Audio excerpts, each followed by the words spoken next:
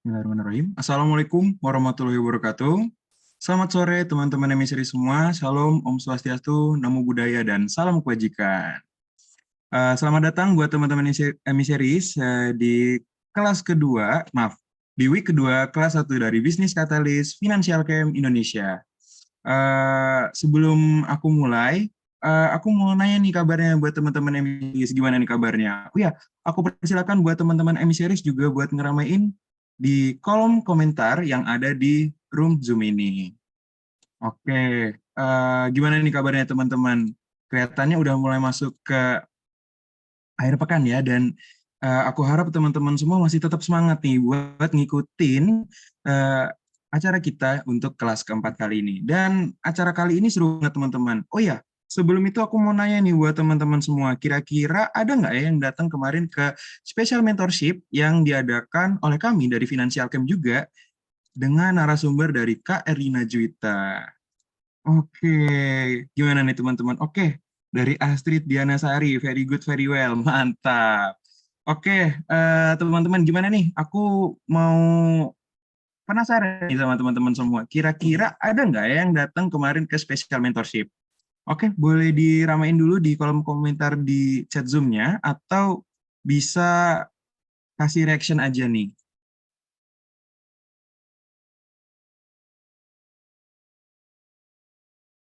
Oke, dari Hamzah Putra hadir ya kemarin ya. Oke, bagus banget.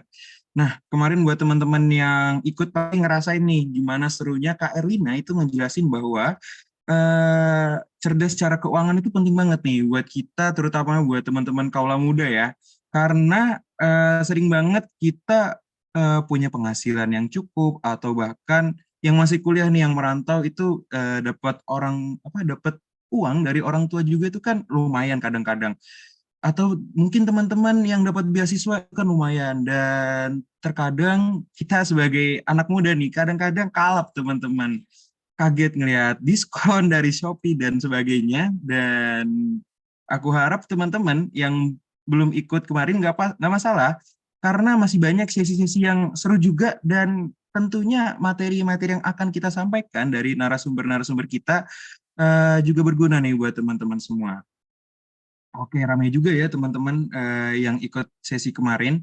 Eh, Sebelumnya aku ingin tahu nih teman-teman, kan kita masuk ke sesi tentang pengembangan sumber daya manusia atau people development in HR. Kalau boleh tahu teman-teman di sini ada nggak yang udah kuliah nih, mungkin ngambil di psikologi ataupun sebagainya. Kalau boleh tahu, aku pingin ramein teman-teman di kolom chat Zoom juga.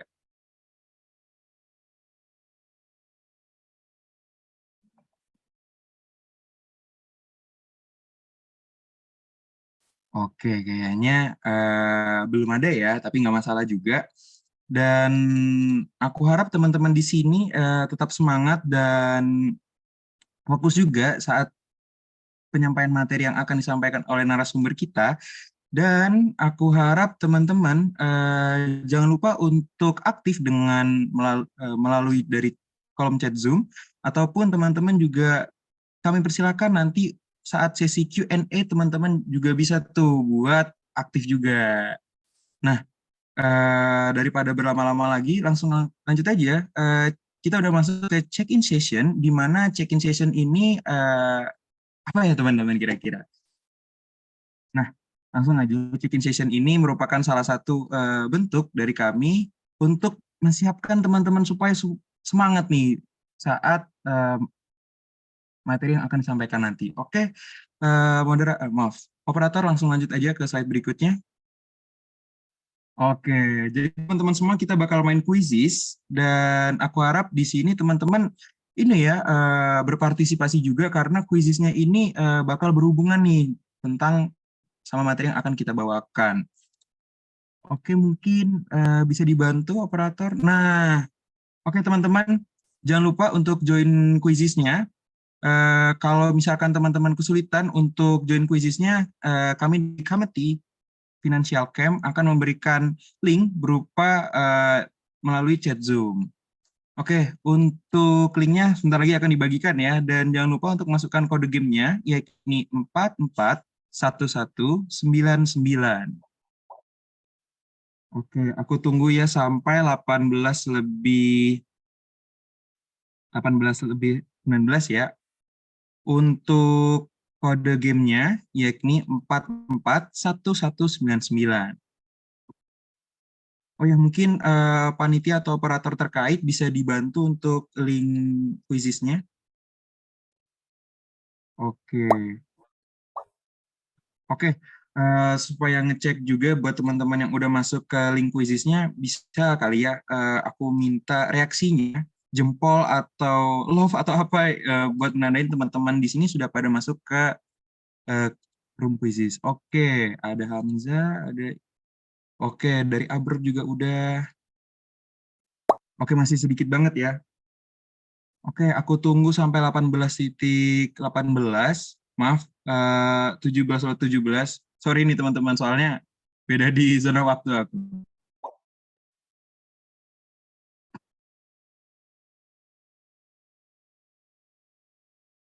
Oke, sebentar. Kelihatannya partisipannya masih sedikit ya teman-teman. Aku tunggu sampai di atas 15-20, lebih banyak lagi lebih bagus, karena kita hadir sekitar 65 orang nih, kurang lebih bersama panitia juga. Aku harap bisa lah nyampe di atas 20 buat teman-teman ikut ke quizzes ini. Yuk teman-teman. Oke, jangan lupa untuk masukin kodenya. Kodenya ada di 441199. Gampang banget. 3 angka yang kembar. Oke. Oke, karena masih sedikit, aku mundurin waktunya sampai 18 lebih 20.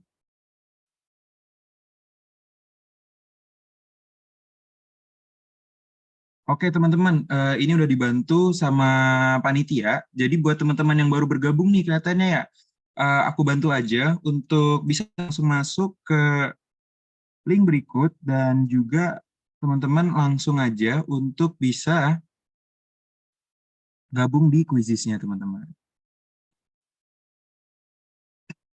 Oke, jangan lupa teman-teman untuk langsung klik aja link joinmyquizzes.com dengan kode 441199.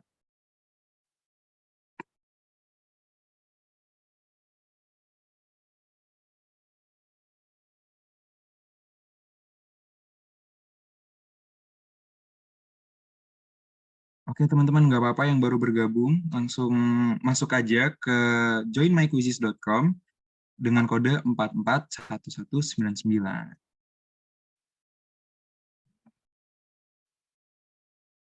Oke, karena udah 18 lebih 20, kita langsung lanjut aja ya. Oke, untuk operator, ini dia. Silahkan dimulai. Oke, skor teratas. Oh, ini belum ada, ini masih urutan masuk ya. Oke, ada 22 pemain dan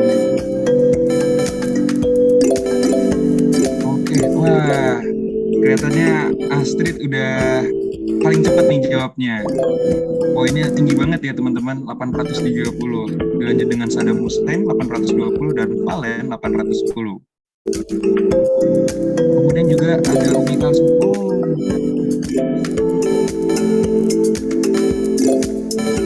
Oke, Umi Kalsum menduduki posisi pertama dengan 160. Dilanjut dengan Valen, Y. Wah, ini pakai nama-nama singkat banget ya.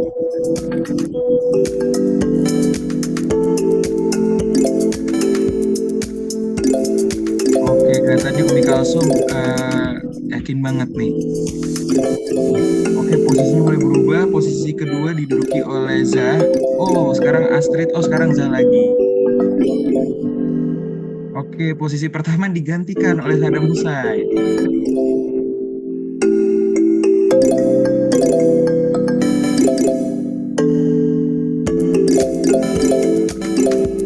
Wah, ternyata kompetitif banget ya teman-teman. Berubah-ubah sekarang Valen menduduki posisi pertama. Dilanjut oleh Abror Isa. Oke, ini ini dia 5 teratas ya untuk posisi saat ini. Di posisi pertama ada Valen. Oh, diingatkan lagi oleh Abrodisa. Oke, Astrid naik. Oke, teman-teman, jawabnya santai aja. Dan aku harap teman-teman di sini bisa benar-benar serius dalam jawabnya.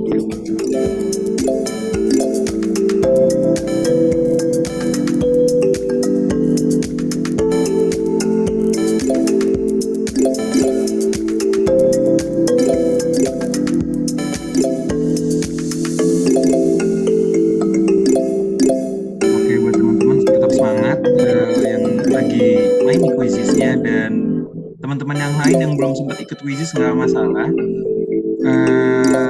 Sembari kita menunggu, kita melihat hasil ya dari ini teman-teman kita yang join di quizis.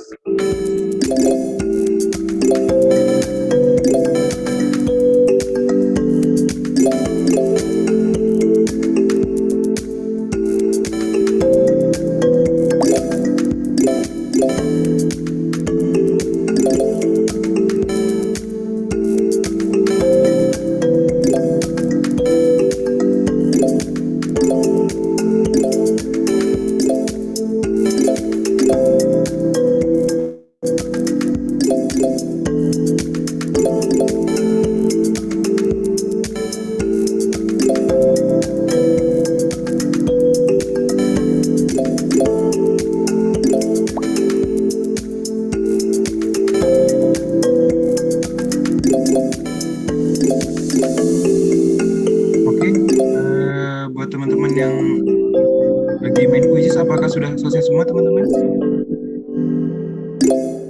Oke, masih belum ya. Oke, sampai 18.25 kita, maaf, sampai 17.25 kita akhiri games. Oke, tunggu sebentar, Mas Operator. Oke, kayaknya udah selesai nih ya, atau masih ada yang main nih?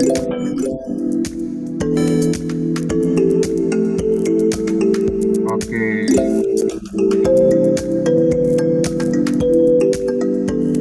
Oke, juaranya yang pertama. Oke, yang ketiga ada dari Nur Andini, dan yang kedua, posisi kedua diduduki oleh Bud. Selamat. Dan juga posisi pertama dari SAT. Nah, kalau boleh tahu, bisa angkat right hand dulu kali ya untuk ketiga juara tadi. Oke, oh dari Satrio Mulyana Rizky, yang Wood dan Nurandi, Nurandi ini boleh resen juga?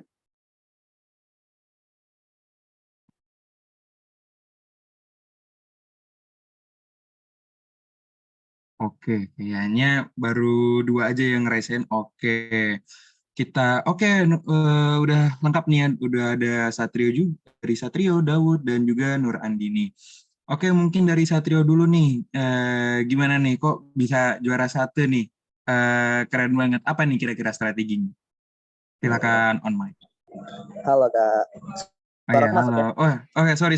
Sebelumnya, kalau boleh tahu, Satrio asalnya dari mana nih? Aku asal dari Universitas Negeri Semarang, Kak. Oh, dari Semarang. Kalau boleh tahu, sudah kuliah atau masih sekolah? Kuliah. Di UNES. Kuliah. Oke, ambil jurusan apa? Manajemen. Oke, manajemen. Keren banget. Gimana nih kira-kira Satrio? Kamu keren banget nih. Apa nih kira-kira strateginya? Ya, gak ada strategi sih, Kak. Tadi cuman kayak emang hal yang dipelajarin di FEB kan, dari manajemen juga udah ajarin mitigasi. Juga kemarin aku ikut kelas spesial nih. Bermanfaat banget kemarin kelasnya yang malam. Jadi mungkin karena itu aku bisa ngejawab soal-soal ini sih, gitu. Wih, keren banget. Oke, thank you buat Satrio, dan juga untuk Daud dan Nur Andini, kalian keren banget. Tapi karena waktu kita mepet, aku nggak bisa nih buat nanya-nanya ke kalian berdua. Oke, terima kasih buat Satrio, Nur Andini, dan juga Daud Putra. Oke, boleh resennya diturunkan dulu.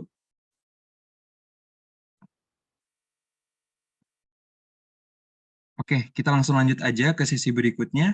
Untuk operator kita kembali ke slide. Nah, oke teman-teman, sebelum kita masuk ke materi kita pada hari ini, ada beberapa peraturan nih, ground rules kita buat teman-teman emissaries. Yang pertama, aku harap teman-teman di sini aktif ya selama sesi. Kemudian juga aku harap teman-teman di sini open kameranya. Jadi aku harap nanti buat teman-teman emissaries di sini bisa nyalain kameranya nih sekarang teman-teman. Dan juga jangan lupa saat nanti masuk ke sesi Q&A teman-teman bisa raise hand dan juga menyalakan mic-nya. Oke, aku sebelum kita masuk ke sesi berikutnya, bisa dong teman-teman mm, yang lagi nggak ada kesibukan untuk menyalakan kameranya. Aku tunggu sekarang.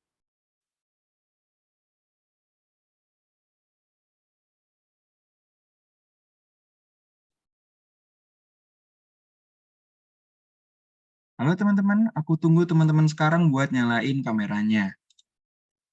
Oke, kayaknya teman-teman di sini sedang tidak bisa menyalakan kamera ya.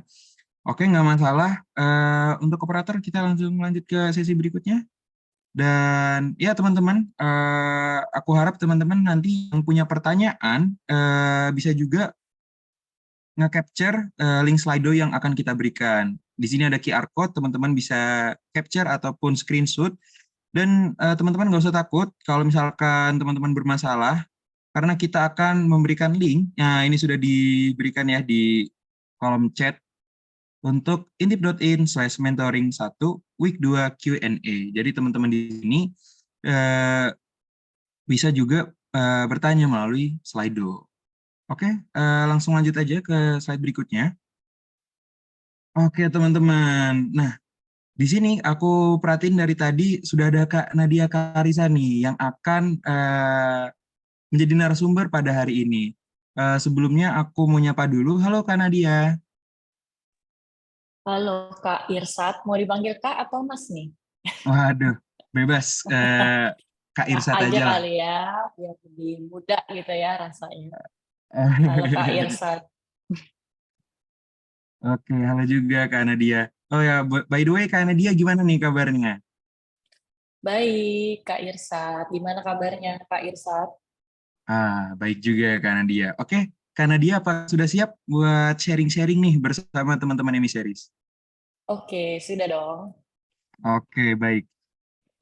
Teman-teman emissaries ini dia, tanpa berlama-lama lagi, langsung lanjut aja. Ini dia, kita sambut Kak Nadia Karisa Joyo Saputro. Maaf, sorry. Baiklah teman-teman, ini dia Kak Nadia Karisa Joyo Saputro yang akan membahas tentang Understanding the Basics of Recruitment and People Development in HR. Beliau selaku Corporate Affairs and Human Capital Manager dari Fresh Minds Indonesia. Untuk Kak Nadia Karisa, the time is yours. Oke, thank you Kak Irsat. Halo rekan-rekan emissaries ya, panggilannya di sini ya. Emissaries semuanya selamat sore. Semoga sehat-sehat semuanya. Ini kayaknya berbeda-beda ya, mungkin zona waktunya ya. Ada yang di Indonesia Barat, Tengah maupun Timur. Semoga nanti sharing-sharing dari saya ini masih bisa didengarkan lah ya, masih bisa berguna nih untuk teman-teman.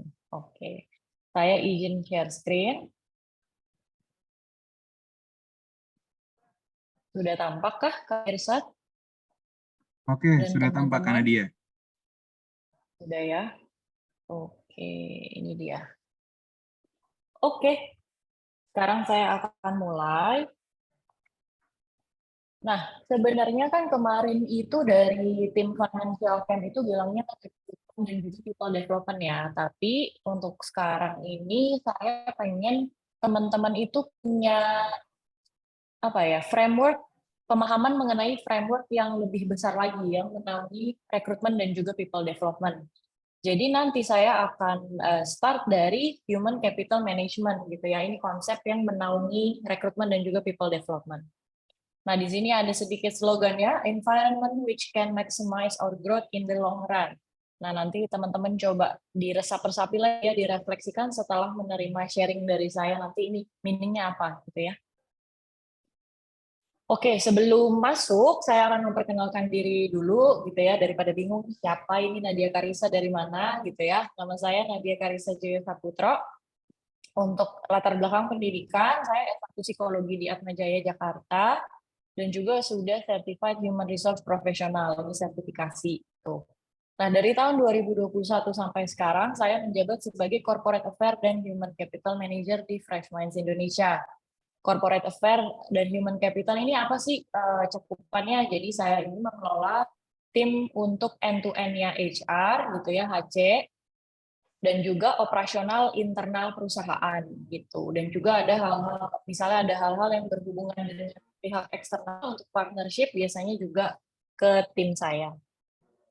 6 years experience in consulting company. Jadi dulu waktu pertama kali masuk, setelah lulus kuliah di consulting company itu nggak tiba-tiba jadi manajer gitu ya. Pertamanya saya menjadi Research and Development Officer, R&D untuk consulting, lalu sampai sekarang juga masih sambil-sambil jadi HR analis. HR analis itu adalah project team di dalam consulting services-nya gitu ya di Fresh Minds gitu.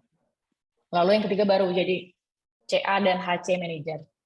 Nah, biasanya kalau dari saya sendiri area of interest-nya itu di recruitment and selection, people development, psychometrics, research, dan juga process improvement gitu.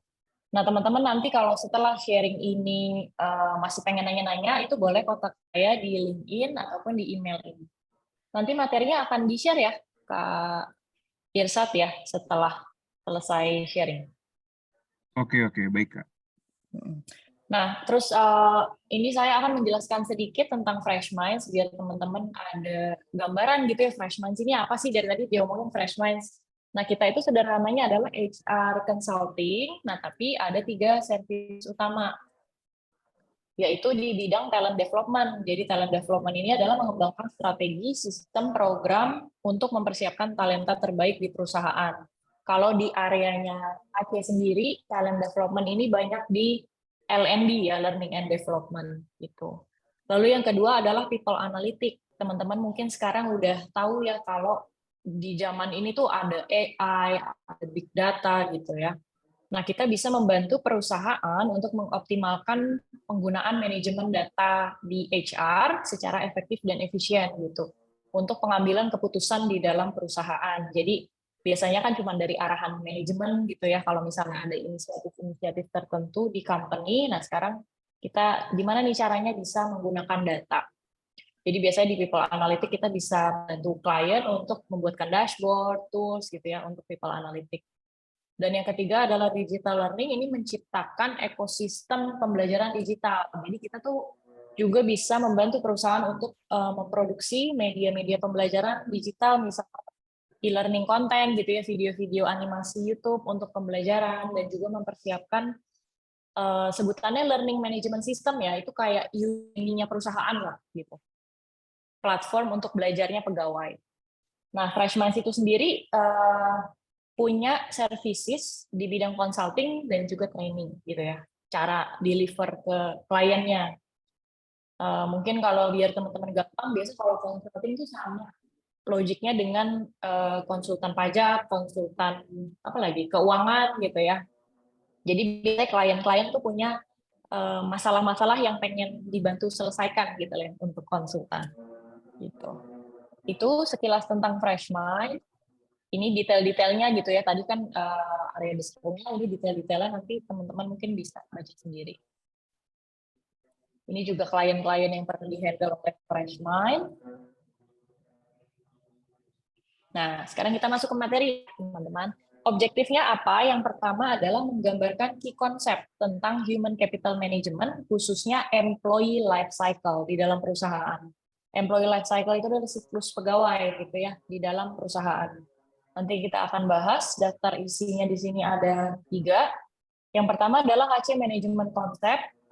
Nanti saya akan menjelaskan definisinya, lalu kita akan bahas kenapa sih kok penting ya HC Management itu di dalam perusahaan.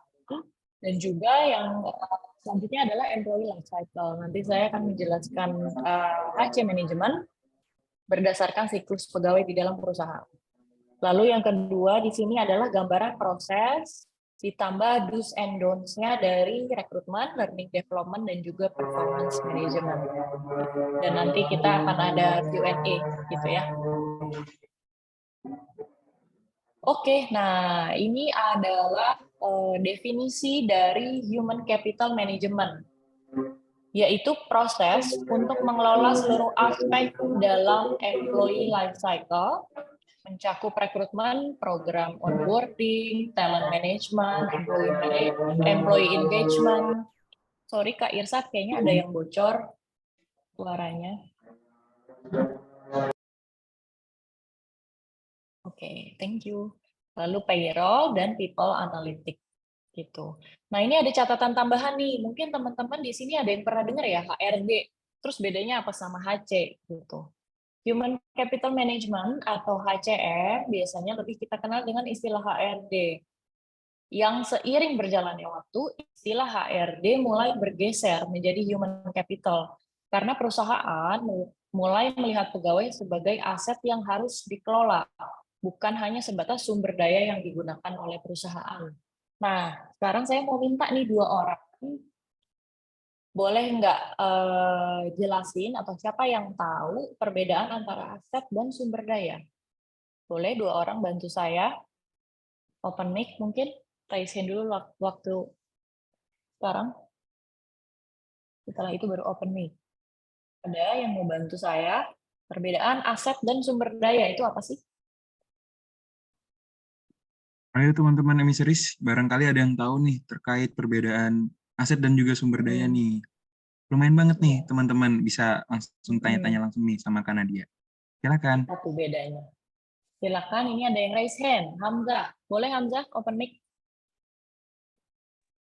Baik, suara saya udah terdengar belum, Kak? Sudah. Kalau yang aku tahu sih aset sama sumber daya ya. Aku kuliah di jurusan ekonomi. Aset itu sendiri kan sesuatu yang memiliki nilai ekonomis dan dimiliki atau dikendalikan oleh individu, perusahaan atau suatu entitas lainnya. Terus juga sumber daya itu kan kayak segala sesuatu yang dapat digunakan atau dimanfaatkan untuk memenuhi kebutuhan atau mendukung, mensupport kebutuhan perusahaan itu sendiri dengan tujuan-tujuan tertentu kayak ada manusia, modal, dan lain-lain. Kurang lebih gitu, Kak. Oke, thank you Hamzah. Nah, kalau dari Hamzah tadi ada poin yang bagus.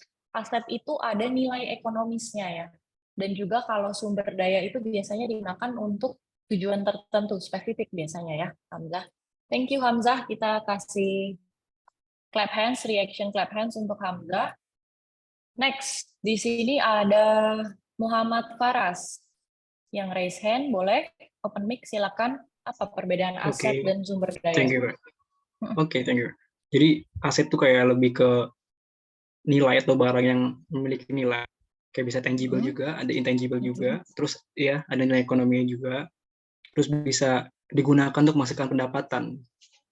Ya, menghasilkan Lalu yang sumber pendapatan. daya, langsungnya sumber daya ini merujuk ke kayak yang bisa dimanfaatkan seperti bendanya, orangnya, knowledge-nya, time, energi, terus yang bisa digunakan dan di sustainable-in. Dan ini bisa kayak nggak selalu berwujud dan tidak selalu memiliki nilai ekonomi juga. Gitu kan. Oke, sip. Kita kasih clap hands untuk Faras. Thank you banget Faras. Nah, kalau dari Faras ini juga mirip ya. Aset itu punya nilai ekonomis yang bisa menghasilkan pendapatan. Kalau sumber daya itu biasanya dimanfaatkan dan bisa tangible maupun intangible gitu ya. Oke, nah jadi kalau HC itu melihat manusia sebagai aset. Bener banget tuh tadi. Jadi mindset-nya, jadi ini ada perbedaan mindset nantinya ya di dalam pengelolaan HC maupun HR. Kalau HC itu mikirnya, kalau saya nge-hire pegawai, itu adalah investasi untuk perusahaan saya. Nah, si aset ini, si manusia ini, dia nanti akan meningkat nih nilainya kalau saya kembangkan di dalam perusahaan. Jadi pendekatannya tuh lebih humanis dan dia biasanya lebih hati-hati gitu ya, si HC. Lebih hati-hati, lebih ya gimana ya kalau misalnya kita punya investasi ya, aset gitu kan, biasanya kan hati-hati banget nih, kita nggak boleh masukin ke Bitcoin misalnya gitu. Atau kita nggak boleh masukin ke mana gitu ya, atau kita punya investasi emas kan itu ditahu mulu gitu ya, di top up gitu ya, nanti pokoknya dijaga baik-baik gitu. Jadi pendekatannya biasa HC lebih humanis. Sedangkan kalau HR yang mindsetnya adalah manusia itu sumber daya itu biasanya bisa habis ya teman-teman. Dan dia biasanya tuh nilainya bisa menurun gitu. Kalau manusia biasanya produktivitasnya menurun gitu. Jadi nanti tuh kalau di perusahaan, kalau yang mesti menggunakan mindset HRD gitu ya, biasanya ya udah ini ada sumber daya gitu ya, sama dengan tools yang lain gitu, benda-benda mati gitu ya, kayak sarana prasarana itu juga sumber daya gitu ya. Ya udah dia misalnya nanti kerja, kalau misalnya nanti dievaluasi dia nggak beres, ya udah bisa aja nanti langsung dipecat gitu misalnya. Nanti kalau dia kerjanya bagus ya saya kasih bonus kayak gitu. Itu sih hal yang perlu teman-teman pahami juga ya. Jadi jangan bingung, HR sama HC itu sebenarnya sama aja. Oke, jadi nah ini yang selanjutnya adalah mengapa HC management itu penting.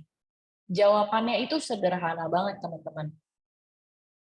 Yaitu untuk membentuk employee experience yang baik. Employee experience itu apa? Jadi hubungan antara pegawai dan perusahaan yang dapat menentukan reasons for being dari pegawai untuk bekerja di perusahaan. Reasons for being itu adalah alasan mengapa dia harus bekerja di perusahaan tersebut. Biasanya manifestasinya atau ditunjukkannya, biasanya dia ini merasa terikat gitu ya, ada rasa memiliki terhadap perusahaannya. Terus kalau kerja juga nggak hitung-hitungan, nggak nyeret gitu ya, setiap hari aku harus kerja nih di perusahaan ini gitu. Nah dia happy gitu.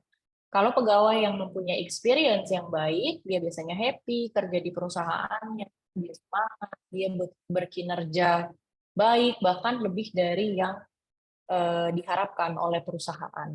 Gitu. Nah ini ada sedikit contoh. Di sini siapa yang suka jalan-jalan? Semua orang lah ya suka jalan-jalan ya. Aku suka jalan-jalan juga sih gitu. Nah, di sini ada analoginya employee experience antara travel agent dengan traveler. Biasanya traveler ini kalau misalnya pengen ke Eropa gitu misalnya ya, biasanya kan dia meng-hire yang namanya travel agent ya. Nah, si travel agent ini waktu dapat nih klien traveler, biasanya dia meluangkan waktu untuk mengenal travelernya gitu ya. Terus dia merancang trip yang menarik untuk memastikan si traveler ini dapat pengalaman yang berkesan gitu ya. Jadi nggak cuma ya udahlah ini ada paketan nih ke Eropa ke kota A, B, C gitu. Terus ya udah kita pakai aja buat semua orang gitu ya yang ke Eropa. Biasanya travel agent tuh nanya kayak sukanya apa, pengennya tuh entertainment yang kayak gimana, apakah mau alam gitu ya, turnya yang alam, kebanyakan alam, atau pengennya yang di kota-kota aja gitu. Nah itu travel agent. Nah satu lagi ada pihak kedua yaitu traveler. Dia pengguna jasa trip yang sudah dirancang oleh si travel agent. Biasanya semakin berkesan tripnya, traveler akan ada kecenderungan untuk repeat order ya. Wah, gue suka banget nih sama si travel agent ini. Apalagi tour guide-nya juga oke gitu ya. Nah, itu dia pasti akan repeat order tuh. Pasti akan berkesan banget. Mungkin dibayang-bayang mulu gitu ya. Kemarin tour ke Eropa sama si travel agent ini seru banget nih gitu. Nah, analogi ini adalah analogi antara manajemen perusahaan yaitu travel agent tadi, dan juga pegawai perusahaan, si traveler ini. Manajemen perusahaan, si travel agentnya, kalau di perusahaan itu adalah si divisi HC, gitu ya. Biasanya dia tuh yang mikirin, oh nanti kita gathering kemana gitu ya, sesimpel itu biasanya. Gathering gimana, nanti dia belajarnya apa ya, gitu. Dan itu kan biasanya custom tuh, satu-satu. Oh kalau misalnya pegawai saya kebanyakan generasi Z, ya saya jangan bikin pembelajarannya kayak generasi milenial gitu ya atau generasi baby boomer gitu misalnya seperti itu karena new hire di dalam perusahaan itu sama seperti traveler yang akan menjalankan sebuah trip. Kalau si pegawai ini bilang seru nih perusahaan gitu ya, sekarang kan banyak startup yang open space apa segala macam, ada game-game gitu ya, ada meja biliar apa segala macam di kantornya, itu kan bisa meningkatkan tuh employee experience yang baik gitu ya teman-teman. Jadi mengapa HC management penting? Nah ini kita akan masuk ke materi employee life cycle. Nah, sekarang kita akan nonton dulu ya tentang employee life cycle. Nah, ini nanti teman-teman bisa cari di YouTube Refresh Minds. Ini saya akan play.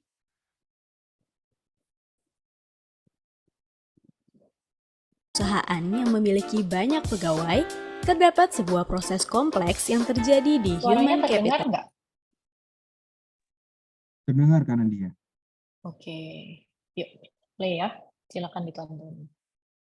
Organisasi seperti perusahaan yang memiliki banyak pegawai, terdapat sebuah proses kompleks yang terjadi di human capital. Pada kali ini, kita akan membahas bagaimana gambaran proses besar yang terjadi di human capital management. Mari kita mulai dari pertanyaan sederhana ini. Untuk apa sebuah perusahaan memiliki fungsi human capital di dalam organisasi? Fungsi utamanya adalah untuk memastikan komitmen pegawai, kompetensi pegawai, dan kontribusi pegawai di dalam sebuah organisasi yang akan dijelaskan berdasarkan siklus pegawai bekerja di dalam perusahaan. Mari kita bahas satu persatu. Pertama, pada proses rekrutmen. HC akan memastikan komitmen pegawai dalam bekerja. Setiap calon pegawai akan membawa latar belakang personal yang berbeda-beda, seperti latar belakang keluarga, pendidikan, karakter, hobi, usia, dan jenis kelamin. Oleh karena itu, rekrutmen pegawai merupakan proses human capital management yang pertama kali dilakukan untuk mencari tahu apakah calon pegawai mau dan berkomitmen untuk bekerja di perusahaan. Setelah pegawai bergabung, untuk menjaga dan meningkatkan kompetensi pegawai, Human Capital akan memberikan program pelatihan dan pengembangan pegawai yang berlangsung selama pegawai tersebut bekerja di dalam perusahaan. Fungsi dari Human Capital ini akan memastikan setiap pegawai menjadi bisa menjalankan pekerjaannya sesuai tanggung jawab yang diberikan kepadanya. Ketiga, selama bekerja sebagai pegawai, perusahaan akan berusaha untuk memastikan setiap pegawai berkontribusi maksimal dan mendapatkan hak secara adil dalam menjalankan tanggung jawabnya hingga masuk ke usia pensiun.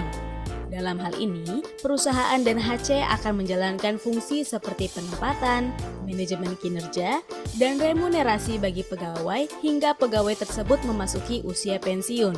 Fungsi ini dituangkan dalam panduan berupa SOP dan job desk serta fasilitas untuk pegawai bekerja.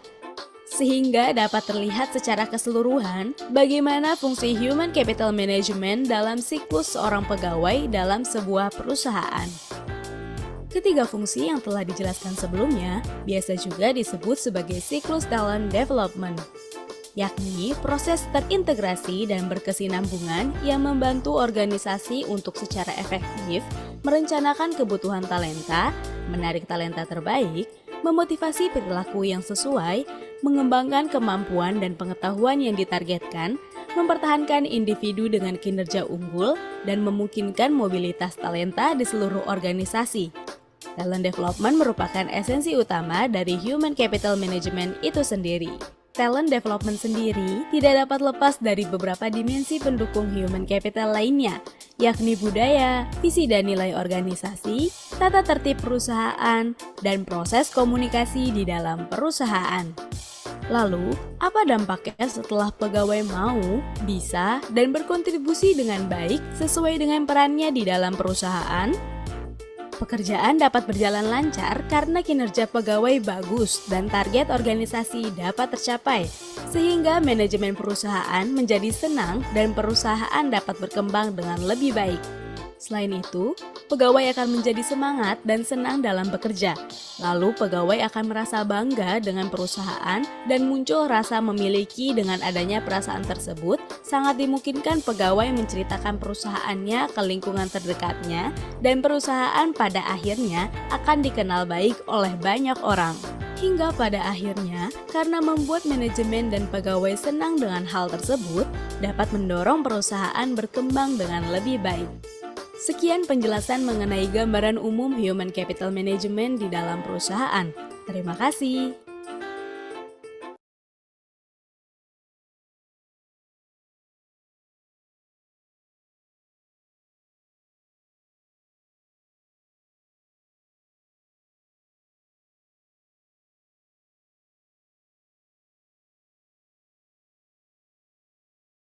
Oke, itu adalah penjelasan ya teman-teman tentang employee life cycle dari perusahaan, dari pegawai, sorry. Mungkin teman-teman di sini ingat ya dulu kalau kita belajar apa IPA, biologi gitu, manusia kan punya siklus ya dari bayi sampai nanti dia tua. Nah kalau ini siklusnya adalah sebagai pegawai. Mungkin Di dalam sebuah sorry. Nah ini tadi siklusnya. Nah kalau siklus seorang pegawai itu tadi dari pegawai baru sampai pensiun. Tapi biasanya belum sampai pensiun juga biasanya ada ya peristiwa resign gitu ya. Nah, itu disesuaikan saja, tapi ini ceritanya ini ya gitu. Kalau tadi dari video, fungsi human capital itu ada 3 ya, teman-teman. Jadi untuk memastikan komitmen pegawai, kompetensi pegawai, dan kontribusi pegawai. Nah, di masing-masing fungsi ini dia akan ada nih aspek-aspek dari HC yang berperan. Misalnya tadi ya, untuk memastikan komitmen pegawai itu ada rekrutmen, kompetensi pegawai ada pelatihan dan pengembangan, kontribusi pegawai ini nanti ada remunerasi namanya reward system gitu ya. Dan juga di sini ada penempatan atau rotasi dan juga manajemen kinerja. Itu poinnya itu. Dan HC sendiri itu harus menjaga nih tadi ya balik ke employee experience dari keseluruhan siklus ini. Gitu. Nanti kalau misalnya pegawainya udah mau, bisa, dan juga berkontribusi dengan baik, itu dampaknya apa? Dampaknya itu biasanya kita pegawai cerita-cerita ya, sama keluarga, sama teman, gue seru banget nih tempat kerja gue, gitu misalnya. Tempat kerja saya seru banget, ada saya tuh diperhatikan banget, saya bisa ambil sertifikasi, saya bisa upgrade diri saya, dan sebagainya. Jadi jangan dianggap sepele yang namanya employee experience. Nanti dampak gedenya lagi apa? Yaitu ke employee branding gitu ya, branding perusahaan yang bagus, manajemennya senang, pegawai yang senang, dan perusahaan gitu. Itu esensi dari employee life cycle. Nah ini tuh formalnya. Tadi kan lebih ke employee life cycle ya, sederhananya. Nah ini formalnya nih kalau di HC Management. Jadi HC Management itu dari visi misi dan nilai-nilai organisasi yang strateginya biasanya diturunkan ke 7 aspek ini nih. Ini adalah 7 aspek yang ada di HC, ruang lingkup HC. Ada recruitment selection, learning development, performance management, gitu ya. Terus di sini ada compensation benefit atau remunerasi atau reward system.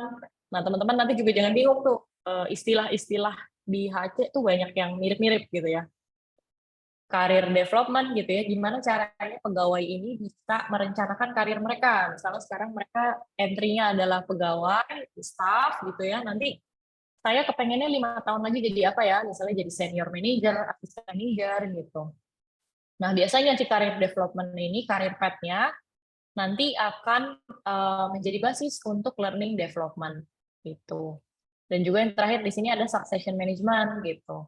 Apakah orang yang ada di posisi-posisi yang sekarang ini memang orang yang cukup tepat secara kompetensi dan juga karakternya gitu ya. Nah, untuk entah sih promosi atau keluar itu biasanya ada di succession management. Kita kalau mau membahas HC secara keseluruhan, teknis-teknisnya kayaknya bisa 10 hari gitu ya. Tapi hari ini saya akan kasih sneak peek-nya tentang 3 hal ini. Oke, yang pertama, recruitment and selection. Prosesnya tuh apa sih yang biasanya dilakukan gitu ya. Yang pertama adalah job posting biasanya. Job posting itu biasanya kita sudah ada nih, kita mau buka lowongan apa, nah biasanya kita kayak kasih promosi gitu ya, iklan. Lagi dibuka gitu ya, staff sales, staff recruitment, intern, atau apapun yang sedang dibuka oleh perusahaan. Metodenya biasanya employee referral gitu ya, bisa ajak-ajak teman gitu yang kira-kira cocok. Job advertisement bisa misalnya kayak lewat job portal ya, kita tahu ada Glints, Caliber, dan sebagainya. Lalu ada job fair, biasanya kita kayak ada event, terus kayak bikin pameran gitu ya, job fair, biasanya company-company besar tuh melakukan itu di kampus-kampus gitu ya, mungkin kampus teman-teman di sini juga ada ya job fair, dan juga internship program. Jadi awalnya nanti perusahaan itu akan membuka internship program, tapi nanti bibit-bibit anak-anak intern ini bisa menjadi full time juga gitu. Itu juga salah satu rekrutmen. Habis job posting biasanya sorting CV ya. Kita nge-shortlist nih dari 50 kandidat yang masuk. Oh, ada 10 yang bagus, cocok nih jadi staff rekrutmen misalnya. Metodenya apa? Biasanya mapping, perbandingan antar kandidat. Sederhana aja sebenarnya, bikin pakai Google Sheet gitu ya. Oh, ini kuliahnya di mana, kompetensinya apa, experience-nya seperti apa gitu. Yang ketiga adalah assessment. Assessment ini penilaian kandidat dari 10 orang tadi. Saya mau melakukan assessment, penilaian apakah dia cocok atau tidak. Karena bisa aja yang tertuang di dalam CV tidak sesuai ya dengan kenyataan. Bisa kayak gitu, atau sebaliknya. Metodenya biasanya interview, ada psikotes, ada role play, ada technical assignment. Lalu kalau udah oke dari 10 orang, saya sudah dapat nih misalnya staff rekrutmen yang bagus. Nah, dari 2 orang ini biasanya kita offering. Offering itu maksudnya ngasih penawaran. Biasanya kita lampirin job desk-nya, gajinya, benefit-nya yang bisa didapatkan oleh staff tersebut. Nanti kalau mereka udah oke, tanda tangan, itu ya kontrak, nanti masuk ke proses onboarding. Onboarding itu adalah pelatihan pengembangan yang pertama kali dilakukan waktu orang itu direkrut. Biasanya dikasih pelatihan, dikasih mentoring, kamu tuh cara kerjanya kayak gini di sini, value perusahaan kayak begini, terus tempat kerja kamu yang ini, terus di organisasi itu siapa aja, itu onboarding. Gitu teman-teman. Nah, biar sederhana, saya ingin memasukkan do's and don'ts di dalam recruitment and selection. Do's-nya adalah harus membuat recruitment planning. Jangan sampai lupa recruitment planning. Minimal mencakup job desk-nya itu apa, kualifikasi yang dibutuhkan itu apa, terus channel job postingnya mau apa aja, Instagram, Glints, atau apapun yang berbayar ataupun tidak berbayar, dan juga mekanisme pendaftarannya nanti gimana, pakai Google Form, atau nanti submit via email, dan sebagainya. Yang kedua, melakukan mini riset terhadap channel job posting yang efektif untuk mencari sebuah posisi. Nah, sepanjang pengalaman saya, biasanya channel-channel job posting, misalnya Glints, Caliber, Jobstreet, itu biasanya mereka punya spesialisasinya masing-masing. Oh, kalau Glints ini biasanya anak-anak desain nih, banyak apply di sana. Jobstreet itu biasanya yang udah senior-senior gitu ya, generasi X, Y gitu misalnya. Jadi kalau misalnya mau pro hire, itu dari sana aja gitu. Jadi jangan masukin ke Glints, nanti nggak ada yang daftar, misalnya kayak gitu ya. Itu perlu banget mini riset, jadi nggak buang-buang gitu.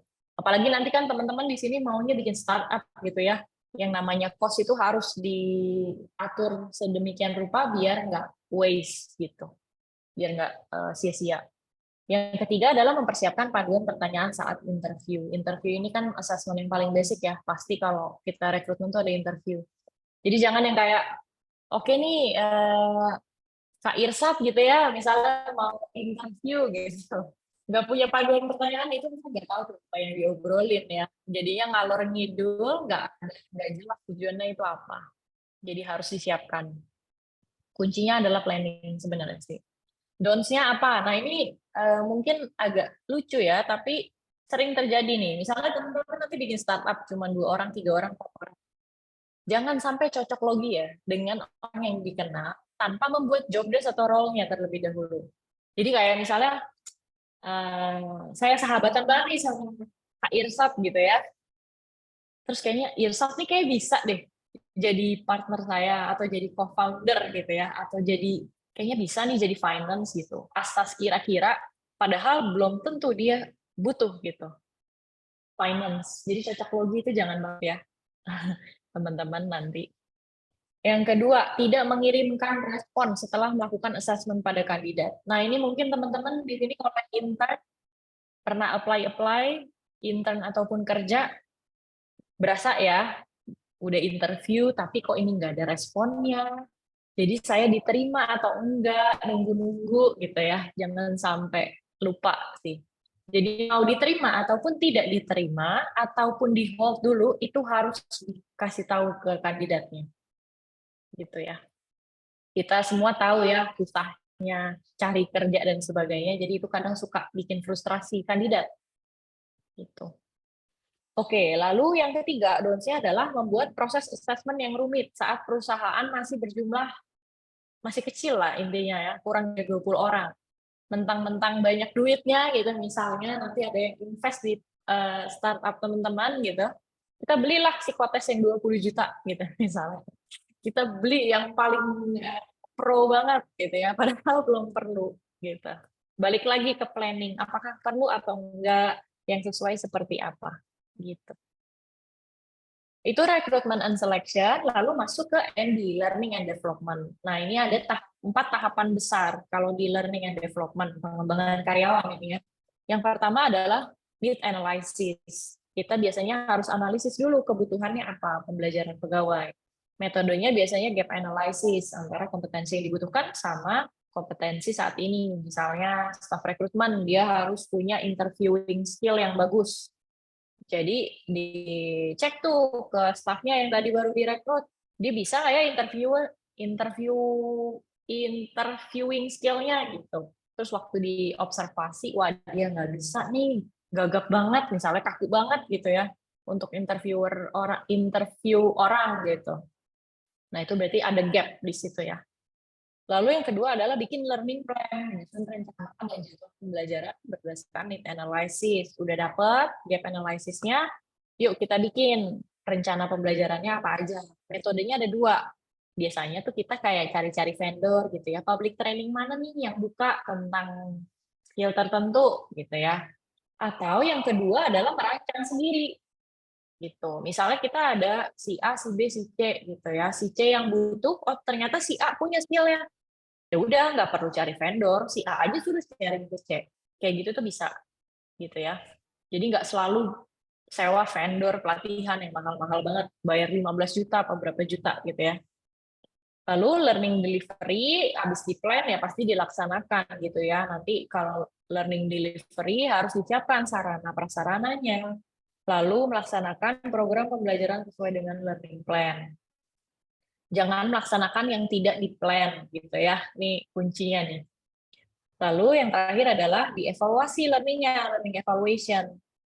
Habis dia ikut pembelajaran, misalnya ikutan public training apa, ya itu harus dievaluasi. Bertambah nggak nih skill-nya? Biasanya metodenya itu ada Kirkpatrick for level evaluation gitu. Nah, nanti teman-teman bisa explore ya. Ini framework-nya kayak apa, dan minimal itu pakai pretest dan post-test gitu ya. Teman-teman pernah ya pasti ya ikutan training, biasanya ada pretest sebelum pelatihan diukur pengetahuannya, setelah pelatihan apakah ada penambahan atau enggak diukur lagi gitu, pakai tes sederhana. Do's and don'ts-nya apa? Learning and development. Yang pertama, do's-nya adalah melakukan need analysis dengan mengaitkan tugas dan tanggung jawab sehari-hari gitu. Jadi dibedah tuh job desk-nya apa, terus skill ini memangnya dibutuhkan di mana gitu. Jangan sampai nanti iya nih ada gap analysis tapi nggak nyambung sama job desk-nya dia, itu buat apa. Yang kedua, mengajak SME atau subject matter expert internal sebagai fasilitator sebelum membeli pelatihan dari luar yang tadi saya bilang ya. Misalnya di perusahaan kita ada nih yang expert di bidangnya itu. Dan ada salah satu pegawai kita yang kurang di skill itu ya bisa di internal aja, nggak usah buang-buang uang gitu ya untuk nyewa vendor pelatihan. Yang ketiga, mengidentifikasi karakteristik peserta sebelum merancang atau menentukan metode belajar yang tepat. Jadi nanti ya tadi ya kita udah bahas pesertanya generasi X tapi dikasih style metode belajar generasi Z gitu misalnya. Yang sukanya misalnya lebih belajar lewat video gitu. Misalnya kalau yang generasi X sukanya diskusi, sukanya baca sendiri gitu. Misalnya kayak gitu. Jangan sampai nyasar gitu ya. Karakteristik peserta itu penting. Don'ts-nya apa? Melaksanakan pelatihan tanpa melakukan need analysis. Ini juga sama dengan rekrutmen tadi. Tanpa planning ya udah kita hajar ini di training apa masukin aja gitu ya. Itu jangan sampai. Terus memilih penyedia pelatihan tanpa memeriksa silabus program. Nah, ini juga masalah kedetailan ya kalau nanti sebagai pengelola. Jangan sampai ntar cuma lihat judulnya menarik gitu ya. nggak tahu lah itu vendor dari mana gitu, silabusnya nggak dicek, nggak diminta kayak detail-detailnya nanti belajarnya itu tentang apa gitu, karena itu bisa wasting juga. Gitu. Yang ketiga, tidak melakukan follow up atau evaluasi setelah melakukan pelatihan. Nah ini tuh terdengar sederhana, tapi sampai company yang paling besar pun gitu ya, yang udah size-nya ribuan orang itu juga masih suka melakukan kesalahan ini gitu. Jadi kayak yang penting udahlah pegawai saya dilatih aja, tapi nggak tahu tuh berguna atau enggak pelatihannya, dia skill naik atau enggak gitu. Itu nggak di follow up gitu ya teman-teman. Nah ini yang terakhir adalah performance management. Jadi tadi udah direkrut, udah dikembangkan orangnya, nah sekarang dievaluasi, di manage gitu ya, performance-nya seperti apa. Jadi misalnya dia udah kerja, nah ini langkah pertama yang masuk adalah performance review pertama kali. Misalnya 6 bulan sekali, 3 bulan sekali gitu ya. Melakukan review kinerja setiap pegawai pada beberapa periode, biasanya 3 bulan, 6 bulan, tahun. Metodenya apa? Biasanya bisa 2 nih. Biasanya ada survei 360 derajat. Ini maksudnya misalnya atasan saya mau mereview pekerjaan saya, performance saya. Berarti yang ditanya adalah peer saya, rekan kerja selevel dengan saya, manajer lain misalnya itu, lalu atasan saya, dan juga bawahan saya. Gitu. Jadi 360 derajat niatnya. Bener nggak nih si Nadia bagus? Gitu. Bener nggak nih si Nadia nih underperformance, good performance, misalnya kayak gitu. Itu performance review, lalu masuk, habis sudah di review performance-nya, biasanya dianalisa ya, hasil performance review-nya. Biasanya ada mapping-nya, ada rekapannya, gitu. Dan bisa diidentifikasi nanti hal-hal apa yang perlu ditindaklanjuti. Oh ternyata si Nadia ini susah nih, sulit komunikasi, padahal dia human capital manager, misalnya gitu. Nah harus kita apain nih Nadia? Enggak kayak, ih dia kayaknya bolos deh. Dari 5 hari kerja dia bolos mulu nih, udah 3 hari, ada apa sih? Gitu. Itu kan hasil temuan analisa yang perlu ditindaklanjuti. Nah, ditindaklanjuti ini dibagi 2. Ada yang good performance, biasanya kalau good performance, dia ditambahin ya, metodenya tuh tambah bonus, kenaikan gaji, gitu misalnya. Dan kalau underperformance, biasanya ada development program. Ini sambungannya nanti ke learning and development lagi. Ini dia nggak bisa nih kayak gini terus, kita harus coaching, kita harus mentoring, kita harus masukin dia ke pelatihan apa, gitu. Tapi di sini juga perlu diingat, si good performance ini pasti kita manusia ya, nggak ada yang sempurna. Jadi orang meskipun sudah good performance, pasti masih ada hal-hal yang perlu ditingkatkan. Nah itu juga perlu di take notes. Gitu sih. Oke, nah ini do's and don'ts-nya. Yang do's-nya, bersikap objektif. Ini performance review itu juga agak tricky. Fokus pada hasil kerja dan perilakunya yang ditampilkan oleh pegawai, bukan terhadap rumor-rumor yang beredar di perusahaan gitu ya. Misalnya, aduh ini si Nadia tuh orangnya gini-gini loh. Nah itu kan udah subjektif ya, nggak objektif ya. Misalnya padahal performance saya bagus gitu ya, kayak achievement banget lah, udah di atas rata-rata gitu misalnya, tapi misalnya saya perilakunya jelek gitu, atau ada rumor-rumor apa di luar pekerjaan, nah itu jadi berpengaruh ke penilaian kinerja, itu boleh.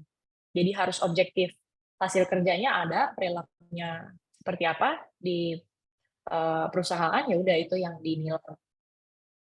Lalu sebagai atasan nih, nanti kalau teman-teman jadi atasan, kalau udah tahu hasil kerjanya, jangan diem-diem aja. Harus dikasih umpan baliknya, feedback. Berikan masukan hal apa yang menjadi kelebihan dan hal apa yang perlu ditingkatkan. Jadi jangan disimpan sendiri gitu ya.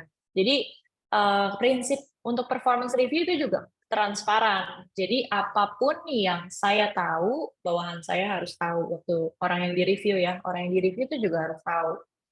Saya kasih nilai Anda 5 di rating, si orangnya harus tahu 5 itu kenapa gitu.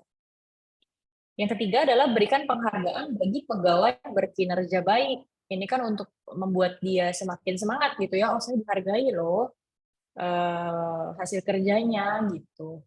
dan bantu pegawai untuk memperbaiki hal-hal yang perlu ditingkatkan gitu. Tadi yang underperformance sih jangan ditinggal gitu.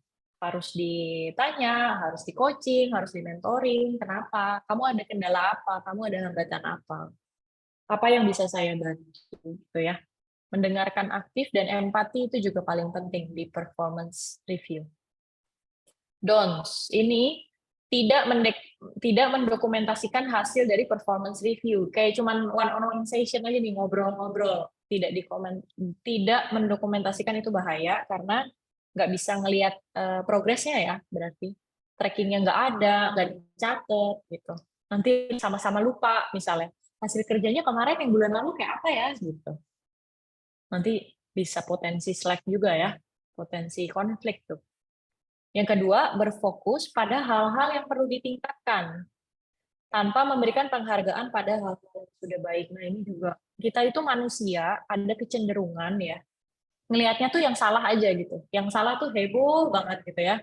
Dievaluasi sampai detail gitu, diomel-omelin notnya. Tapi tidak diapresiasi. Kan setiap orang juga pasti punya kelebihan ya. Yang kelebihannya malah tidak di spotlight juga. Nah, itu bisa menurunkan trust dan employee experience-nya langsung turun tuh, bisa ya, drastis gitu. Lalu yang ketiga adalah membuat rencana pengembangan pegawai yang tidak realistis dan terlalu banyak membuat janji promosi atau kenaikan gaji gitu ya. Misalnya, wah iya nih Kak Irsat, kamu tuh ini banget deh, bagus banget. Tahun depan saya akan naikin kamu ya jadi GM gitu. Yang bualan-bualan itu tuh, yang padahal kan ya nggak boleh lah janji-janji kayak gitu, karena kita nggak tahu kondisi ke depan seperti apa bisnisnya drop dan sebagainya, tapi orangnya udah megang janji banget gitu ya. Ya namanya pegawai kan ya, kayak wah ini janji manis dari atasan saya gitu. Nah itu nggak usah. Atau membuat rencana pengembangan pegawai yang tidak realistis gitu ya. Misalnya si atasannya ambisius banget nih. Misalnya dia dari yang levelnya, jadi misalnya kalau level kompetensi ada 5, sekarang ini dia ada di level 1, tapi si atasannya bilang, pokoknya bulan depan kamu udah harus bisa level 5 ya, gitu. Itu kan yang ada-ada aja, ya, nggak realistis namanya, gitu. Karena setiap orang pasti punya proses dan kapasitasnya masing-masing untuk berprogres. Gitu sih, teman-teman. Oke. Nah, ini saya tambahkan framework. Ini buat bacaan teman-teman ya, nanti bisa dieksplor sendiri. Ini saya udah tambahin rekrutmen itu apa, teori-teori yang biasanya dipakai, nanti bisa baca sendiri. Dan terima kasih. Nah, ini bisa diklik di sini kalau mau tahu lebih tentang Fresh Minds. Nah, ini ada satu juga nih, slide terakhir. Ada lucu-lucuan aja ya. Jadi 5 orang pertama yang follow IG-nya Fresh Minds bisa mendapatkan saldo OVO atau GoPay sebesar 15.000 ya, buat jajan lumayan ya, buat makan di warteg gitu. Apalagi yang teman mahasiswa nih, langkahnya gimana? Buka IG-nya Fresh Minds, di follow, lalu segera DM dengan passwordnya ini nih, hai Kak, gimana kabarnya? Gitu ya. Terus ada titik koma dan tanda kurung. Yang tercepat akan dibalas oleh admin Fresh Minds mengenai informasi kontak pengiriman OVO atau GoPay, gitu ya. Rekan-rekan. Oke, terima kasih banyak. Sekian materinya, aku kembalikan ke Kak Irsat. Oke, terima kasih banyak Kak Nadia. Oke teman-teman, kita berikan reaction clap hands buat Kak Nadia.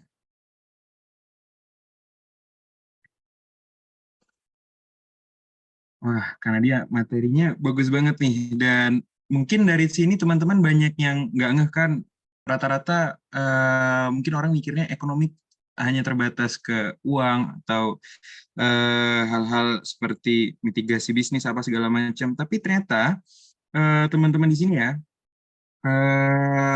pentingnya salah satunya tadi human capital dan juga pengembangan sumber daya manusia itu penting banget teman-teman buat keberlangsungan sustainability dari startup atau bisnis yang lagi kita bangun.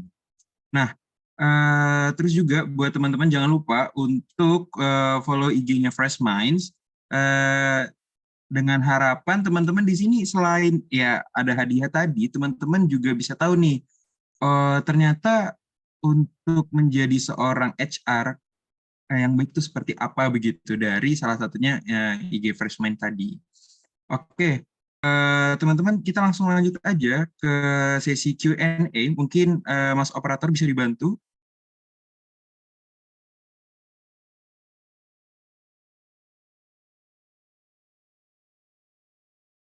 Oke, aku ingatkan sekali lagi buat teman-teman yang ingin bertanya-tanya secara langsung ataupun masih malu-malu nih, karena sekiranya pertanyaan teman-teman tuh kelihatannya nggak berbobot, itu bisa aja langsung ditanyain di Slido.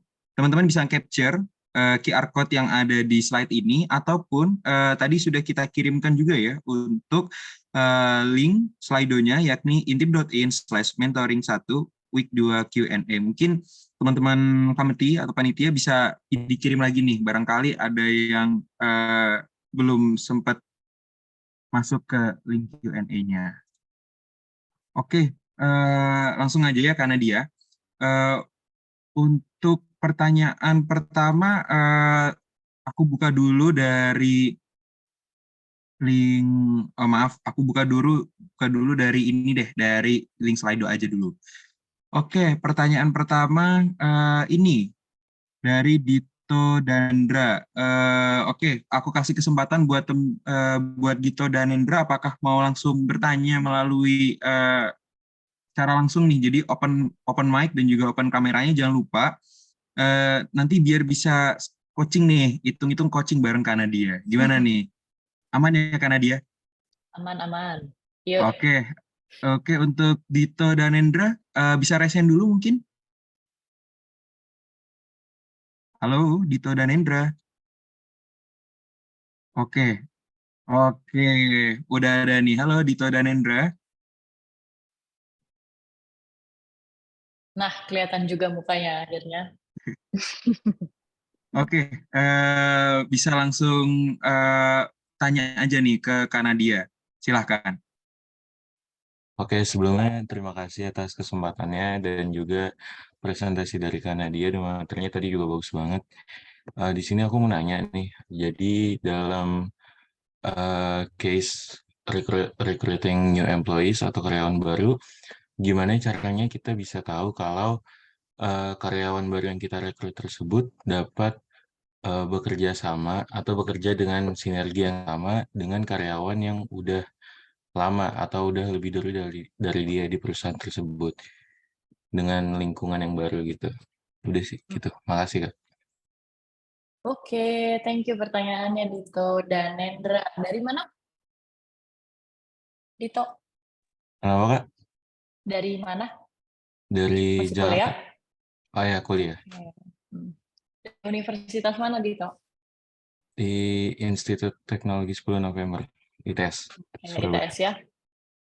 Oke, ini pertanyaannya juga bagus nih. Nah, kalau dari pengalamanku ya, Dito, jadi sebenarnya tuh ada dua gitu. Nah, yang pertama yang perlu diingat adalah si rekruter ini bukan cenayang, dan dia tuh pasti ada potensi error. Untuk misalnya nih, kayak kita udah nyiapin ya segala macam assessment gitu untuk si new hire, tapi perlu diingat adalah itu ada potensi error gitu ya. Bisa aja nanti dia udah bagus banget nih waktu interview sama kita, tapi waktu masuk dia ternyata jelek gitu. Itu yang pertama yang harus diingat gitu ya. Nah, terus gimana caranya gitu? Biasanya yang pertama itu adalah interview, jembatannya nih. Bukan jembatan. Pintu pertamanya adalah interview. Interview itu biasanya kan kita bertahap ya, ada yang initial interview sama HR, terus nanti sama usernya bisa atasannya, bisa levelnya manager atau si level gitu. Nah, kalau di dalam perusahaan, HR atau HC itu, dia tuh dianggapnya sudah bisa mengetahui atau bisa mengakses mana sih orang-orang yang sesuai dengan value perusahaan atau enggak. Gitu.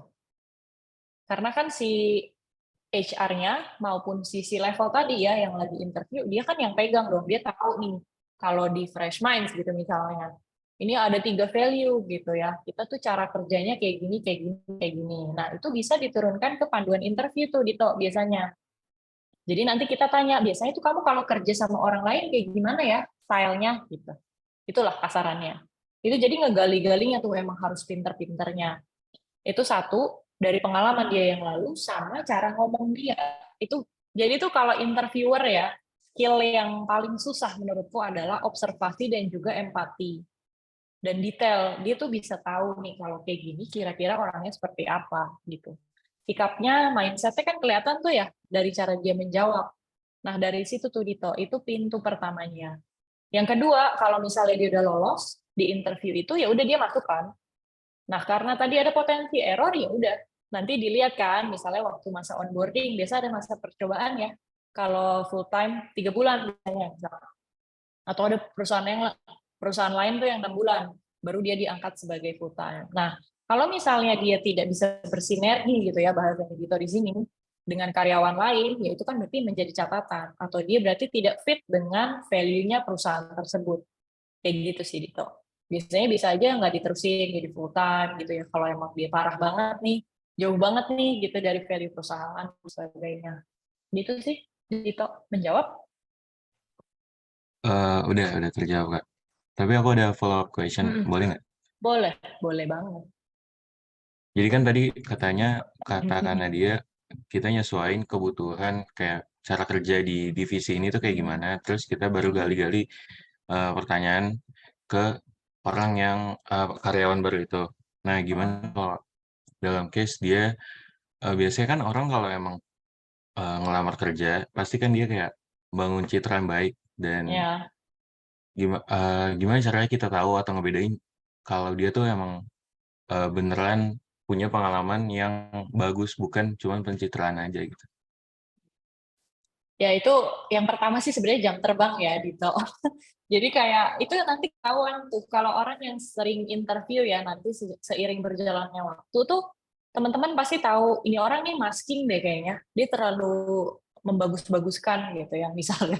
Membagus-baguskan pengalaman diri dia, cara ngomongnya dan sebagainya. Nah, itu juga makanya tadi aku bilang krusial itu membuat panduan pertanyaan. Gitu ya. Itu tuh sebenarnya kita tuh kalau interview suka bikin panduan pertanyaan yang agak-agak jebakan-jebakan gitu ya. Yang dia itu harus merespon secara spontan. Jadi dia nggak bisa kayak mempersiapkan. Misalnya kayak pengalaman kamu seperti apa, itu kan bisa template banget ya. Kita bisa hafalin tuh kalau itu pakai skrip gitu ya. Tapi kalau ada respon-respon yang kira-kira dia harus jawab saat itu juga spontan, itu kan kelihatan tuh apakah dia ternyata nggak bisa gitu. Kayak gitu sih, Dito. Trik-triknya ya. Oke. Udah sih, udah kejawab semua. Makasih, Kak. Ya, sama-sama Dito. Semoga membantu.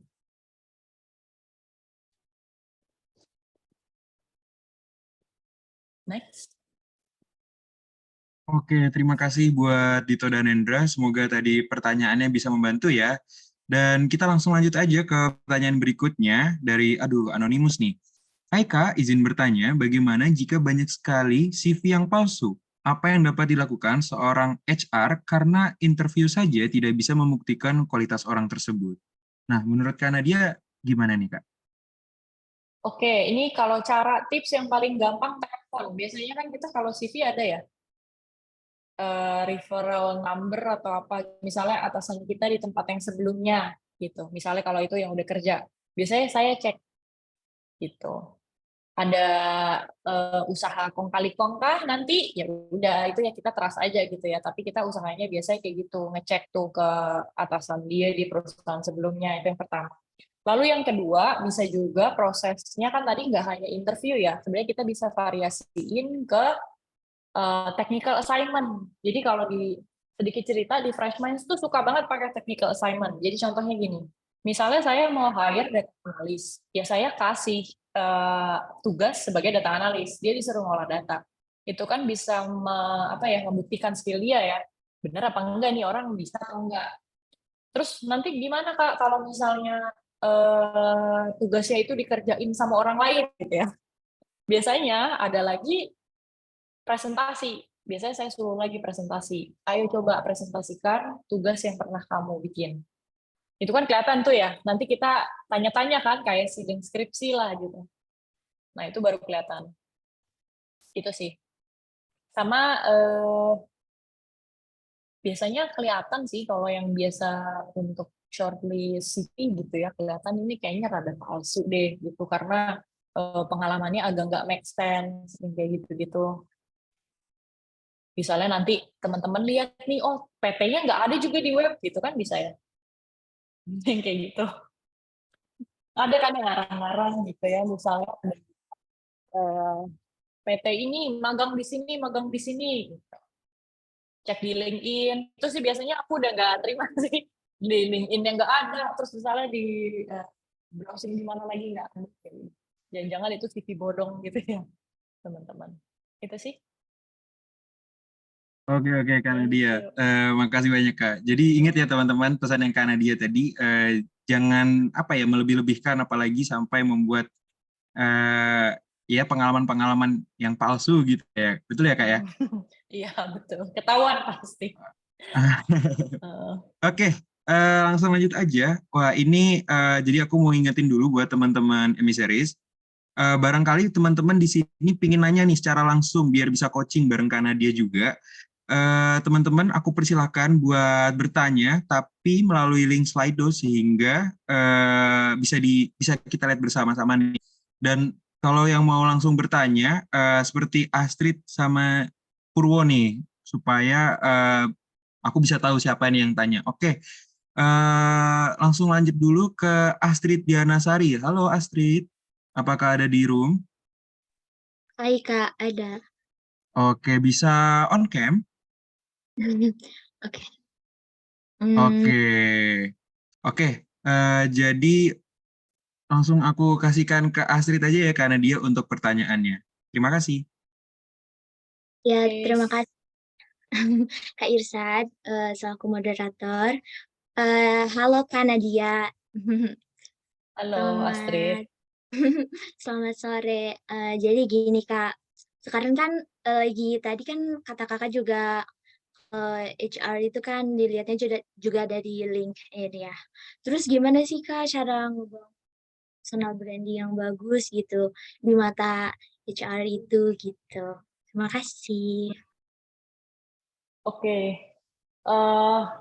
Ini mungkin bisa ya kaitannya juga dengan pertanyaannya Purwo Ayu ini nih kalau menurutku. Jadi untuk membangun sebuah personal branding yang baik di HRD itu kan pasti harus ada pengalamannya, gitu kan? Jadi kayak, nah pengalaman itu didapat dari mana? Didapat dari sebenarnya pas dari zaman kuliah. Pertama ikut organisasi gitu. Itu tuh biasanya yang dilihat sama HRD gitu ya, rekruter. Oh dia aktif organisasi nih, berarti dia bisa ya sudah terbiasa untuk kerja di dalam kelompok misalnya gitu. Dan biasanya anak-anak organisasi itu kan dia dapat sebuah tanggung jawab gitu ya. Dan ada kepengurusan misalnya 1 tahun, 2 tahun dan sebagainya. Semakin orang yang aktif di organisasi biasanya itu juga menambah portfolio. Ini berarti anaknya oke nih secara attitude gitu lah ya lolos misalnya kayak gitu. Terus waktu kuliah juga perbanyak intern sebenarnya intern di perusahaan semakin banyak intern teman-teman juga nanti kan semakin terbiasa ya oh ternyata perusahaan tuh seperti ini gitu ya bisnis tuh kayak gini terus ada sektor apa aja sih di bisnis terus gimana sih caranya lapor ke atasan yang kayak gitu-gitu kan itu kan kita belajar di tempat kerja ya nggak bisa belajar di kuliah gitu. Itu dari experience-nya sendiri. Nah, kalau personal branding yang tadi masalah media, ya, ada LinkedIn, ada CV dan sebagainya, yaitu dijabarkan dengan jujur aja sesuai dengan pengalaman yang tadi sudah dikumpulkan sama teman-teman, lebih kayak gitu sih. Dan ada teknik penyusunan CV sendiri ya sebenarnya kan. Misalnya kayak warnanya ya jangan gonjreng gitu ya misalnya. Harus yang look-nya itu profesional. Terus fotonya juga yang cakep gitu ya. Misalnya yang proper, nggak usah pakai seragam-seragam alma mater kan banyak tuh ya kulihat CV-CV-nya gitu. Terus dijelasin secara komprehensif kayak interestnya di mana, minatnya di mana gitu untuk mempermudah rekruter gitu sih. Karena itu cerminan banget tuh CV, cerminan dari si kandidatnya. Gitu. Bisa browsing-browsing kok sekarang banyak banget. Bahkan ada ini ya, waktu itu kulihat juga kayak public training yang khusus membuat CV itu gimana ya gitu ya, membuat personal branding. Gitu sih. Semoga menjawab ya, Astrid dan juga Purwo. Iya, Kak. Terima kasih Hmm. banyak. Oke, sama-sama. Oke, baik. Jadi untuk Astrid tadi gimana? Apakah pertanyaan sudah terjawab semua? Iya, Kak. Terima kasih. Oke. Baik. Tadi kelihatannya untuk pertanyaannya Purwo juga sudah terjawab ya karena dia ya. Ya. Tapi Oke. ini mungkin diceritakan pengalaman organisasi atau kepanitiaan pada saat kuliah yang membantu kakak sampai menjadi HC manager gitu ya. Mungkin ku ceritain sedikit boleh ya? Oke, Biar silakan Kak. sekalian. Oke. Pengalaman organisasi, jadi dulu aku tuh masuk, apa bilangnya ya, HIMAPSI, Himpunan Mahasiswa Psikologi. Dia kayak senat gitu ya, tapi senat fakultas. Itu yang pertama, ikut-ikut ke situ tuh. Terus ngejabatnya juga waktu itu jadi BPH, Badan Pelaksana Harian ya, jadi sekretaris. Itu yang pertama. Habis itu kepengurusan periode kedua, aku jadi recruitment and selection. Kayaknya emang ya, emang suka deh kayaknya rekrutmen gitu ya. Terus di luar organisasi yang fakultas itu dulu ada kayak kepanitiaan untuk melatih anak-anak baru, mahasiswa baru di psikologi gitu ya. Ada campnya 6 bulan kalau nggak salah. Pramabim, pra masa bimbingan gitu. Jadi kita kayak bikinin modul silabus gitu ya. Kayak camp kayak gini lah. Biar teman-teman mahasiswa baru itu bisa beradaptasi. Nah, itu waktu itu aku ikutan jadi tim intinya gitu. Terus aku juga lumayan rajin kayaknya. Jadi aku suka itu psikomet dari dulu ya, psikometrik. Jadi kayak bikin-bikin alat ukur gitu ya, psikologi. Akhirnya jadi asdos gitu sih. Intinya tuh. Singkatnya asdos-asdos. Jadi kan deket tuh sama dosen. Biasanya dosennya tuh jadi suka sharing sama kita, ya udah itu aja sih yang diserap gitu. Intinya emang ini sih, aktif di organisasi tapi nggak usah sampai kayak, kan ada ya orang yang agak-agak FOMO gitu ya, semua organisasi diikutin ya. Mungkin teman-teman juga punya beberapa teman kayak gitu. Nah, kalau saran dariku better 1 atau 2 aja. Jadi teman-teman fokus explore gitu. Nah, kebetulan dulu yang di Himapsi itu juga berasa organisasi banget gitu ya, karena senat tipenya. Jadi dia nge-handle project-project kesenian, project olahraga, dan sebagainya. Gitu sih, jelas, Kak Irsat. Oke, baik Kak Nadia. Wah, kita lumayan nih jadi tahu insight-nya Kak Nadia nih. Kenapa kok bisa sampai bidangnya sesuai banget nih dari sejak kuliah sampai sekarang. Oke teman-teman, sayang banget kelihatannya banyak banget nih yang ingin bertanya, tapi waktu kita sudah habis ya teman-teman untuk sesi Q&A. Tapi nggak masalah, barangkali teman-teman pingin tanya-tanya langsung nih, bisa langsung kecap aja ke Kak Nadia Karisa, bisa melalui apa nih Kak? Instagram, email atau apa? Di email atau LinkedIn tadi ada di slide materi ya, nanti kan dibagiin ya Kak Irsat slide materinya, nanti bisa lihat di situ. Boleh banget tanya-tanya gitu ya. Dan jangan lupa kayak namanya siapa, dari mana gitu, jadi tahu konteksnya ya teman-teman. Feel free aja boleh tanya-tanya. Oke, ya itu tadi dari Kak Nadia. Kita juga mengucapkan terima kasih banyak sudah sharing session nih bersama teman-teman MS Series nih Kak Nadia. Dan nah ini dia Kak Nadia, ada sedikit kenang-kenangan kecil nih dari kami Fincam Indonesia. Aku di sini Irsat mewakili teman-teman panitia dari Financial Camp ingin memberikan sedikit hadiah yakni e-sertifikat berupa mentor sertifikat yang akan saya berikan kepada Kak Nadia Karisa Joyo Saputro. Ya, mungkin untuk panitia yang bertugas untuk si dokumentasi aku persilakan. Oke, halo Kak Nadia Kairisat. Aku izin lead Halo. sesi foto ya. Ya. Jadi, oke, dimulai aja. 1, 2, 3. Sekali lagi boleh, Kak? Oke, 1, 2, 3. Oke, thank you. Oke, terima kasih buat Ansen Oke. yang sudah membantu untuk sesi dokumentasi. Dan oh ya, sebelum kita tutup, jangan lupa buat teman-teman semua untuk menyalakan kameranya karena kita bakal masuk ke sesi berikutnya yakni photo session. Nah, untuk Kak Nadia, tunggu bentar, dan untuk teman-teman komite, terus juga series, aku persilakan buat on cam nih untuk photo session bersama mentor kita, yakni Kak Nadia.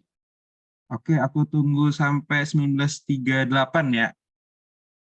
Cepet aja teman-teman, ayo, ayo, ayo. Yang lagi Jangan tidur malu-malu atau... gitu ya.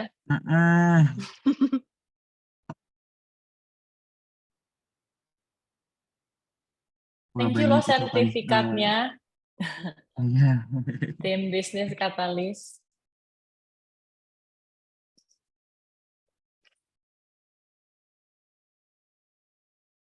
Oke, slide pertama udah mulai penuh nih. Untuk yang slide kedua, ayo teman-teman, silahkan dinyalakan kameranya.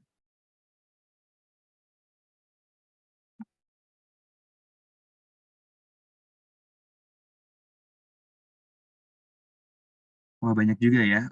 Nih, ucapan selamat nih karena dia dari teman-teman Series. Oh ya, terima kasih banyak loh. Senang juga nih bisa sharing, udah lama nggak sharing. Jiwa mudanya nih ketransfer. Udah lama nggak interaksi sama teman-teman mahasiswa. Karena udah Gak apa, kerja, Kak. terus gitu ya. Oh. Thank you, thank you. Nanti Oke, langsung aja ya. ya email. Tadi pertanyaannya bagus-bagus tuh kayaknya ya, yang dibawa-bawa Kak Irsat. Sayang Oh banget iya, nggak bisa kejawab. ya, betul banget tuh teman-teman. Nah, buat yang bingung nanti emailnya dari mana, jangan lupa nanti setelah ini akan kita kirim presentasi dari Kanadia. Oke, karena sudah 19, oh udah lebih ya, maaf, udah lebih dari 18.38, mungkin untuk Ansen bisa langsung dipimpin aja untuk sesi dokumentasi bersama Kanadia. Silakan. Oke, makasih Garsat. Jadi malam teman-teman. Jadi sesi foto kali ini aku pimpin lagi ya. Jadi dimulai dari slide 1 dulu. 1, 2, 3. Oke, lagi teman-teman. 1, 2, 3. Oke, sekarang slide 2. 1, 2, 3. Oke, slide 3. 1, 2, 3.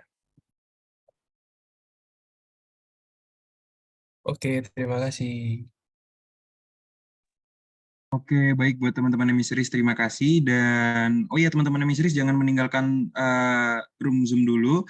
Dan untuk Kanadia, kami ucapkan terima kasih. Dan apakah ada closing statement nih Kak, dari Kanadia? Closing statement ya, pokoknya tadi ya, ini harus employee experience gitu, dan jiwa-jiwanya kalau teman-teman nanti ada yang mau jadi HC atau HR, itu jiwa-jiwa melayani gitu ya. Jangan jiwa-jiwa bosi. Itu aja sih. Sama planning, jangan lupa planning. Segala hal harus planning. Itu aja. Terima kasih teman-teman. Oke, terima kasih banyak Kak Nadia. Jangan lupa ya teman-teman Emiseries, buat diingat nih pesannya dari Kak Nadia tadi. Dan untuk Kak Nadia, apabila saat ini ada kegiatan yang tidak bisa ditinggal, kami persilakan untuk Kak Nadia bisa leave Zoom. Terima kasih Kak. Oke, kalau gitu saya pamit ya. Terima kasih banyak Kak Irsat dan teman-teman. Sukses selalu ya untuk program Financial Camp-nya. Selamat malam. Ya, selamat malam Kak Nadia.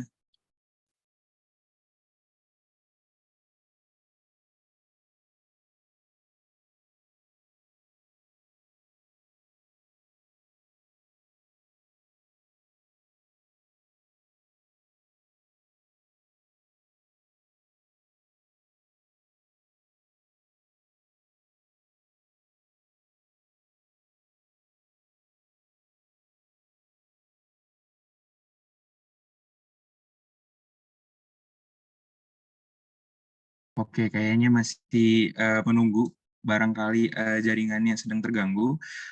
Buat teman-teman semua gimana nih? Aku minta satu orang dong buat ngasih pendapat nih, kira-kira gimana nih materinya tadi? Satu orang aja untuk ngasih pendapat. Oke, kalau misalkan masih malu-malu, mungkin bisa ramein nih di kolom chat Zoom.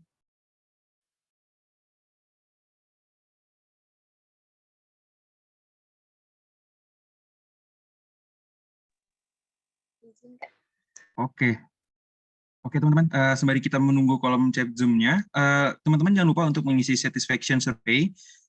Bisa di-capture atau di-screenshot ya teman-teman. Untuk linknya yakni intip.in/mentoring2 attendance form. Jadi teman-teman jangan lupa untuk mengisi satisfaction survey, bisa di-capture atau di-screenshot untuk linknya yakni intip.in/mentoring2 attendance form. Mungkin bisa dibantu panitia untuk link satisfaction survey-nya.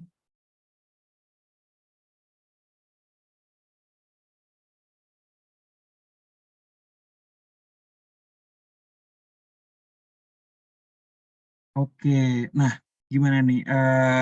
Sudah ada dari Umi Kalsum. Halo Umi Kalsum. Halo Kak. Halo, oh ya, kalau boleh tahu sekarang posisinya lagi kuliah atau masih sekolah ini? Kuliah Kak. Oke, kuliahnya di mana kalau boleh tahu? Di Nobel Kak, Makassar. Oh, Nobel. Ambil jurusan? Manajemen. Oh, manajemen ya. Wah, kelihatannya banyak banget nih dari teman-teman manajemen juga nih. Gimana nih pendapat kamu terkait materi HR Human Capital hari ini? Menurutku itu bagus banget. Sangat berterima kasih bisa bisa ikut Zoom ini. Pokoknya ilmunya bagus banget. Dari pertanyaan dari teman-teman juga saya dapat ilmunya gitu. Jadi sebenarnya tadi mau ini ada pertanyaan tapi waktunya sudah habis, jadi mungkin lewat email sebentar izin Kak emailnya dikirimkan supaya bisa bertanya juga gitu. Tapi ilmunya bagus Oke, banget. Bagus. Itu aja keren. sih Kak. Aku setuju juga sih sama kamu. Soalnya ilmu yang disampaikan itu kelihatannya jarang tapi sangat penting nih buat teman-teman semua. Oke, terima kasih buat Umi Kalsum. Masih nervous ini. Nggak apa-apa. Oke, nah ini juga ada dari Abror Isa Mustaqim dari ITS. Tadi seru banget bisa dapat materi baru mengenai Human Capital Manager, plus juga speakernya juga easy going. Nah, aku juga setuju nih. Ternyata speaker kita kali ini, karena dia itu keren banget ya teman-teman. Selain apa yang disampaikan itu berbobot, karena dia juga easy going orangnya. Oke, gimana teman-teman? Apakah sudah mengisi satisfaction survei-nya? Kalau sudah, coba kasih reaction. Atau belum nih kira-kira?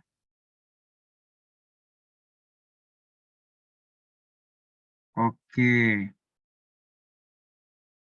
1, 2, 3, 4, 5. Wah, masih banyak yang belum ya. Aku tunggu sampai 19.46 ya, teman-teman. Katanya satisfaction-nya ini banyak ya, teman-teman. Oke, ada yang belum. Oke, nggak apa-apa. Segera diisi ya, teman-teman, satisfaction survei-nya. Aku tunggu sampai 19.4. Maaf, 18.